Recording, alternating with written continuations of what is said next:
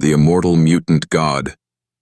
Let's talk about one of the most powerful, terrifying, and misunderstood figures in all of Marvel history, Apocalypse.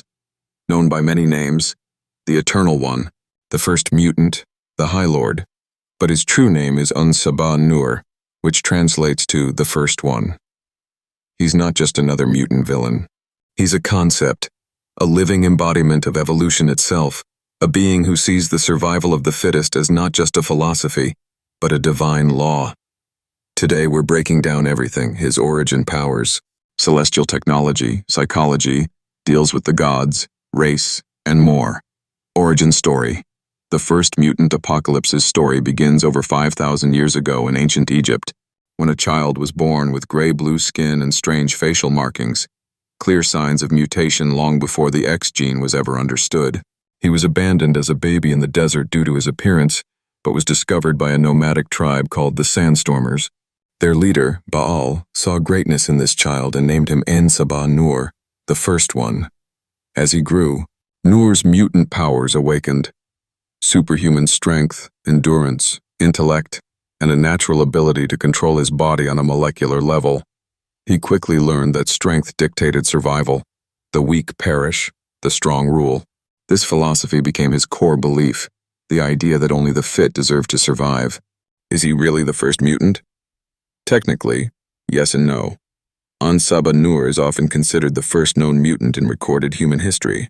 There may have been earlier mutants, but none documented or surviving to modern times.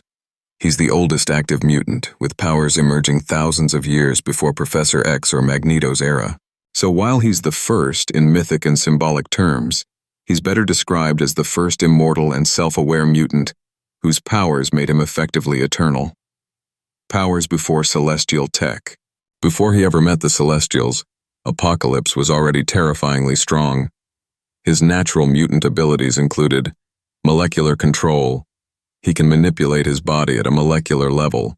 That means shape-shifting his limbs into weapons, changing size, density, and even regenerating from near-total destruction.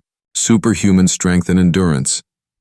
His baseline strength was already far beyond any normal mutant or human. Longevity. His cells regenerate at an accelerated rate, making him biologically immortal. Telekinesis and telepathy. Even before enhancements, he could read minds, move objects, and project energy. Genius-level intellect. Apocalypse is a scientific prodigy, having mastered genetics, robotics, and bioengineering thousands of years before humanity even discovered writing. Even as a pure mutant, he was already operating on a near godlike level. The Celestials and his ascension. Now let's talk about the Celestials, cosmic gods who experiment on life across the universe. At some point in ancient times, Apocalypse came into contact with their technology. Some say he found a celestial ship. Others say the Celestials themselves chose him as a kind of instrument of evolutionary judgment. He made a pact with them. In exchange for enhancements beyond imagination, he would periodically cull the weak from Earth's population, enforcing evolution, ensuring life advanced. The Celestials empowered him with their technology, merging it with his biology. This turned him into something beyond mutant, a techno-organic god, powers after celestial enhancements. After bonding with celestial tech, Apocalypse's powers skyrocketed. Technomorphing. He could merge with, control, and create advanced technology from nothing. His armor and ships are living extensions of him. Matter manipulation. Beyond his own body, he can manipulate external matter, reshape metal, and even create biomechanical constructs. Energy projection. Beams, plasma bursts, and force fields on cosmic levels. Mass and density manipulation. He can grow to giant sizes, rivaling the Hulk or beyond. Teleportation and dimensional travel. Thanks to celestial tech, he can travel interdimensionally or across planets instantly. Enhanced regeneration and immortality. He can survive complete disintegration by transferring his consciousness into new bodies, or regenerating from molecular fragments. Genetic manipulation. Perhaps his most dangerous power, the ability to alter other beings at the genetic level, granting or removing powers, creating hybrid life forms, or resurrecting the dead. Essentially, Apocalypse became a self-sustaining god machine, capable of rebuilding himself or the world around him. Why he changes suits. Apocalypse's armor isn't just aesthetic, it's alive.